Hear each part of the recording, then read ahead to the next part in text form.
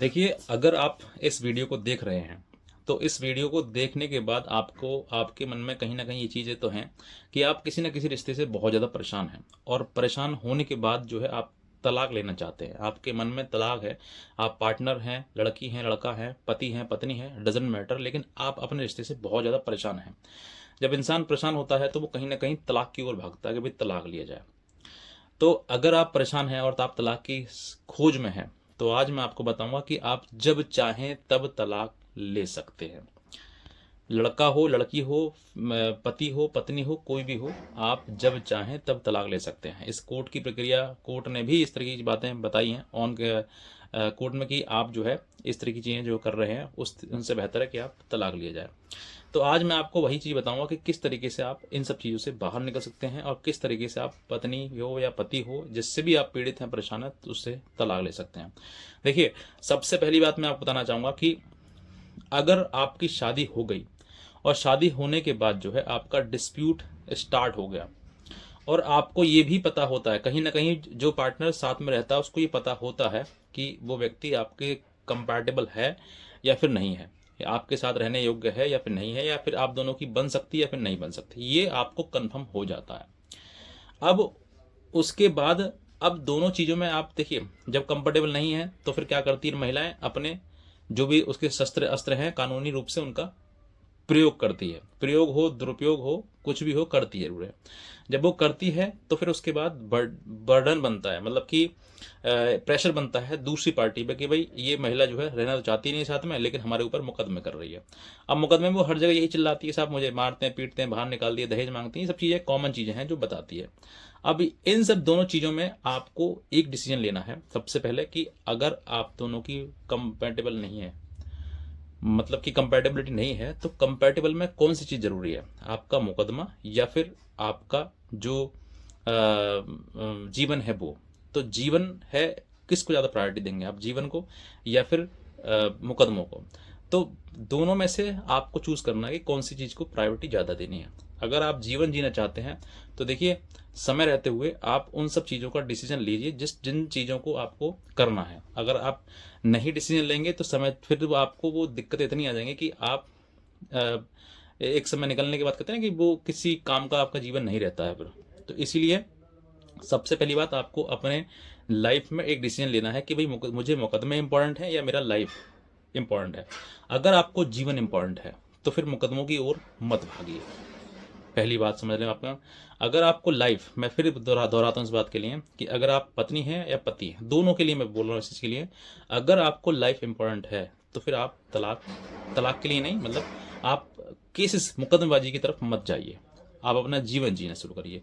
जब आप जीवन जीना शुरू करोगे तो आपके लिए ये सब चीज़ें जो आपको आपको आप एक दूसरे के ऊपर मुकदमेबाजी करते हो, वो सब आपको अच्छी नहीं लगने लगेगी, बुरी लगने लगेगी, और इसी वजह से फिर आप अपना जीवन जीना शुरू कर देंगे। अब रही बात तलाक की, डाइवोर्स की, देखो, कोर्ट हो, फैमिली मैटर में, जहाँ तक मैं बताता हूँ आपके लिए, कोर्ट भी ये नहीं चाहता है कि आप दोनों पति पत्नी झगड़ा करें। वो ये चाहता है कोर्ट या तो साथ रहें और या फिर आप बिल्कुल सेपरेट हो जाए, अलग हो जाए। कोर्ट भी ये चाहता है। इसीलिए हिंदू मैरिज एक्ट में डाइवोर्स का प्रोविजन दिया हुआ है कि आप तलाक भी ले सकते हैं। हालांकि हमारी हिंदू संस्कृति में ऐसा नहीं है, कभी भी नहीं हुआ था, पूर्व में आप देखेंगे तो कभी ऐसा नहीं होता था। लेकिन आज के टाइम में तलाक जैसे मैटर और ये फैमिली मैटर ऐसे समझो जैसे कि बाढ़ आ गई हो। हर परिवार में, एक परिवार, दो परिवार छोड़कर आप तीसरे परिवार में देखिए, कहीं ना कहीं ये सब चीज़ें आपको चलते हुए मिल जाएंगी। तो अगर आपके सामने ऐसी परिस्थिति आ रही है तो आप अपना जो मैटर है, जो आपका फैमिली मैटर है, उसको सॉल्व करने का प्रयास करिए। अगर आप कोर्ट में अननेसेसरी मुकदमे डालेंगे, एक के ऊपर दो तीन चार पाँच छः मुकदमे डालेंगे, तो ऐसा नहीं है कि आप, लड़की ही मतलब पति के ऊपर डाल सकती है, पति को भी अधिकार है, वो भी डाल डाल देता है। जब वो डालता है तो फिर दोनों जने क्या करते हैं, वो एक रस्सी से बंध जाते हैं और फिर वो एक जगह, जब वो तारीख पाती है तो वो तारीख पर जाता है, फिर पति आते पत्नी, मतलब दोनों जो है वो तारीख ही चलती रहती है उनकी, और फिर जो जीवन है वो यूं ही गुजरता जाता है। अब ये सब चीज़ें, मैं एक छोटी सी बात बताऊंगा, कोर्ट की बताना होगा कि कोर्ट भी आपका नहीं चाहता कि फैमिली मैटर आपका कहीं ना कहीं झगड़ा बने। कोर्ट में जो पेंडेंसी है आज, कोर्ट मतलब लंबा खींचता अगर किसी केस के लिए, तो ये समझिए कि कोर्ट ये चाहता है कि भाई परेशान हो जाएंगे तो घर जाकर बैठ जाएंगे। लेकिन आप जो है वो ये नहीं सोचते कि भाई कोर्ट मतलब हमारी पेंडेंसी बढ़ा रही है, हमारी लंबी लंबी डेट डाल रही है, तो कहीं ना कहीं वो आपको मिलाना चाहती है या फिर अलग करना चाहती है, मतलब अलग कर हो जाओ या फिर मिलो, लेकिन लड़ो मत। कोर्ट भी इस काम ये कहता है भाई जब तुम्हें बननी नहीं है, जब तुम्हारे दोनों आपस में तुम बना नहीं सकते, रह नहीं सकते, और कितने साल हो गए तुम्हें मुकदमे लड़ते हो, तो तुम अलग ही हो जाओ, काहे को एक दूसरे का जीवन खराब करना है। ये एक वाइस बुद्धि, मतलब कहते हैं तेज बुद्धि के काम होते हैं, जो जिसको साथ रहना नहीं है, ये लड़ना ही लड़ना, मतलब जीवन साथ रहना सकते नहीं साथ में, तो अलग हो जाइए, जीवन का मतलब सार जो है वो खराब मत करिए। तो इसीलिए ये चीजें हैं। दूसरी, लड़की जो है आपसे पैसा मांगती है, देखो जब चाहे, मैंने कहा, मैं थंबनेल में लगाया कि जब चाहे तब तलाक ले सकते हो। लड़की जिसको आप रहना नहीं है वो आपके सामने मांग करेगी, डिमांड करेगी, 10 लाख, 15 लाख, 20 लाख, 25 लाख, 30 लाख, 40 लाख, इस तरीके की डिमांड करेगी। जिस महिला को आपके साथ रहना नहीं है वो दो काम जरूर करेगी, मुकदमा और मुकदमे के बाद डिमांड। समझे? मतलब कि मुकदमे का मतलब आपको एक प्रेशराइज करना पड़ेगा, आपको टेंशन देनी पड़ेगी, और उसके बाद टेंशन के बाद फिर आपको वो डिमांड दी जाएगी, हमारी ये डिमांड है, इसको पूरा करो तो हम शादी खत्म कर देंगे, तलाक ले लेंगे। तो ये एक, समझे ना, एक प्लान के तहत होता है। जिसको रहना नहीं है वो मुकदमा ही करेगा, और मुकदमा करने के बाद फिर आपसे डिमांड की जाएगी। तो ये जो डिमांड जो आई है ना, ये कंफर्म है कि वो उसको साथ आपको रहना है ही नहीं। तो जब आपको साथ रहना ही नहीं है तो फिर आप इस तरह की मुकदमेबाजी करने से मिलेगा क्या? कोर्ट में जाओगे, जीवन कोर्ट में चलता रहेगा। और जिसने ठान ली, मैं कहता हूं पति हो या पत्नी हो, दोनों में से, दोनों के लिए कहता हूं मैं, जिसने ठान ली कि जितना लड़ना है उतना लड़ो, लेकिन एलमनी के नाम पर मोटी रकम या फिर कि मुकदमे के डर दिखाते हुए बड़ा पैसे ऐंठने के काम नहीं देंगे, तो मैं कहता हूं कोई भी ताकत आपसे पैसा नहीं ले सकती है। कभी भी कोर्ट कचहरी ये नहीं कहता है, कोर्ट कभी आदेश में ये नहीं कह सकता कि आप इनको ये रुपए दो, इतना रुपए दो, ऐसा नहीं कहता कभी भी। लेकिन लोग डरने के बाद जो है वो कई लाख रुपए अपने गंवा देते हैं। क्यों? क्योंकि वो सोचते हैं भाई कि मुकदमा हो गया, हमें सजा हो जाएगी, हमें परेशानी आएगी, आना जाना होगा, तमाम चीजें। अरे परेशानी क्या है, जीवन में संघर्ष बहुत जरूरी है। अगर आप जीवन में संघर्ष कर लेते हैं, क्योंकि बुराई से आप लड़ रहे हैं, जब आपके ऊपर झूठे मुकदमे दर्ज कराए गए हैं तो इसका मतलब साफ साफ साफ है कि आपने बुराई का विरोध किया है। अगर आप बुराई का विरोध नहीं करते तो कहीं ना कहीं अब तक हथियार डाल चुके होते, और आप जो है सर झुका के उसके कदमों में गिर गए होते, माफी मांग लिया होते, और सब कुछ जैसे वो कहती वैसे तुम कर रहे होते। और आज एक कहते ना, जिसे गले में कुत्ता पट्टा डाल के वो छोड़ते हैं ना कि भाई जैसे मैं कहूँ वैसे चलना है, उस तरीके से आप चल पाते, तो ये सब कुछ संभव होता।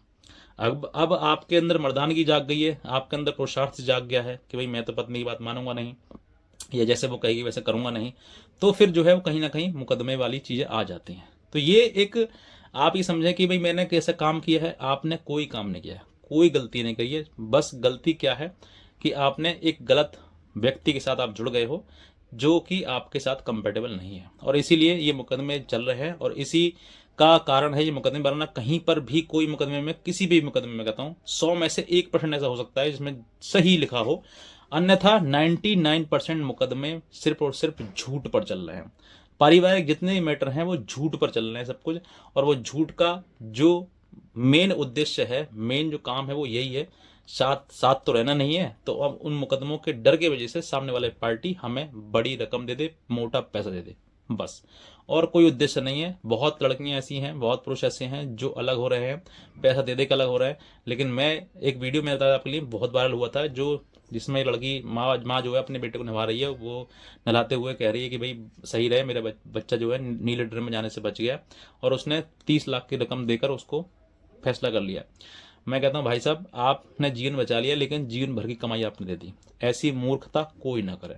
ये एक गलत संदेश समाज में जा रहा है, जो कि महिलाओं ने इस तरीके का एक, कहने का मतलब कि स्कैम शुरू कर दिया है कि शादी करो और इतना पैसा लो, इस तरह की चीज़ों में मत आइए, कभी भी पैसा मत देना। कानून से लड़िए, जितने मुकदमे उसने कानूनी रूप से कर दिए हैं उन सब में लड़िए, लड़के कुछ नहीं होगा आपको।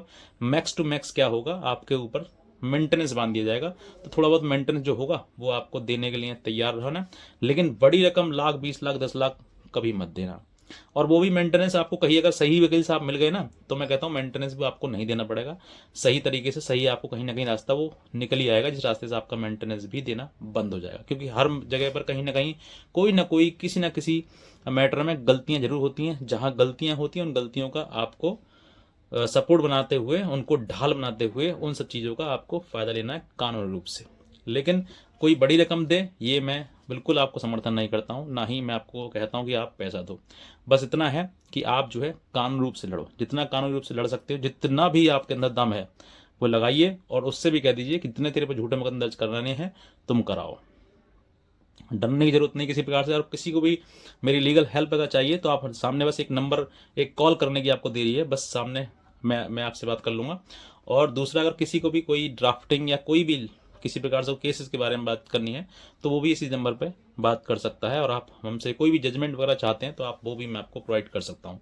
किसी प्रकार से आपको डरने की, घबराने की या आत्महत्या जैसी करने की कोई आवश्यकता नहीं है। सिर्फ और सिर्फ लड़ने की आवश्यकता है। मानसिक रूप से मैं कहता हूँ 3 चीज़ों से आपको स्ट्रांग बनना है। मानसिक रूप से, मेंटली मतलब दिमागी रूप से, फिजिकली शारीरिक रूप से कि आपकी बीमारी आपको ना पकड़ पाए, और तीसरा फाइनेंशियल, रुपया पैसा। अगर आप सब कुछ दाव पे लगा दोगे, मतलब कि सब काम धाम सब बंद कर लोगे, वही मेरा पत्नी झगड़ा हो गया अब तो मुझे कुछ करना ही नहीं है, तो फिर देखो आप गलत रास्ते पर हो। कमाइए, जितना पैसा हो सकता है उतना कमाइए और मुकदमेबाजी में उड़ाइए, कोई दिक्कत नहीं है। जितना बुराई आपके ऊपर आई है उस बुराई का एक न एक दिन परिणाम सत्य में जरूर आएगा। निश्चिंत रहिए, घबराइए मत, परेशान मत होइएगा, ईश्वर पर ध्यान रखिएगा। जिसने भी बुराई से लड़ाई लड़ी है वो कहीं ना कहीं विजयी हुआ है। जैसे भगवान श्री राम जो है रावण से लड़े थे, रावण का मतलब एक बुराई, और श्री राम उनसे लड़े थे, और उनको जो है आज जितनी भी ख्याति मिली है वो उसी रावण की वजह से मिली है। अगर वो ना रावण से लड़ते तो वो राम इतने ख्याति आज नहीं मिल पाती। इतने कहना चाहूँगा कि अगर आप जीवन में लड़ना चाहते हैं, जीवन में अगर बुराई से लड़ रहे हैं, तो आप अपने आप को गौरवान्वित समझिए, आप अपने आप को संघर्षशील समझिए, आप अपने आप को एक ऐसा व्यक्ति समझिए जो बुराई से लड़ रहा है। अंदर से आपके अंदर स्वतः ही ताकत आती जाएगी, डेली, डे टू डे। जिस दिन आप जाओगे, तारीख पे जाओगे, मुकदमेबाजी करोगे, आपके अंदर इंटरनली फील आएगा, वो ताकत आएगी कि लड़ो, तुम बुराई से लड़ रहे हो और लड़ो। तो इसलिए कह देता हूँ कि अगर आप नए हैं सब्सक्राइब कर लीजिए, और कोई भी बातचीत अगर हमसे हम चाहते हैं, लीगल हेल्प अगर हम हमारी चाहते हैं, तो आप हमारे दिए हुए नंबर पर हमें संपर्क कर सकते हैं, हमारी लीगल हेल्प ले सकते हैं। और एक हमारा व्हाट्सअप ग्रुप है जिसको मैं आपको लिंक मैंने इसी वीडियो में दिया हुआ है, उसको आप क्लिक करके उसको फॉलो कर लीजिए। भविष्य में आने वाली अपडेट्स, जजमेंट्स वगैरह सब कुछ मैं वहीं देता रहता हूँ, प्रोवाइड करता रहता हूँ। मैं आपको वहीं कहूँगा कि आप उसको फॉलो करिए और उसको वॉच करिएगा। इतने कहना चाहूँगा। आज का वीडियो देखने आपसे बहुत धन्यवाद।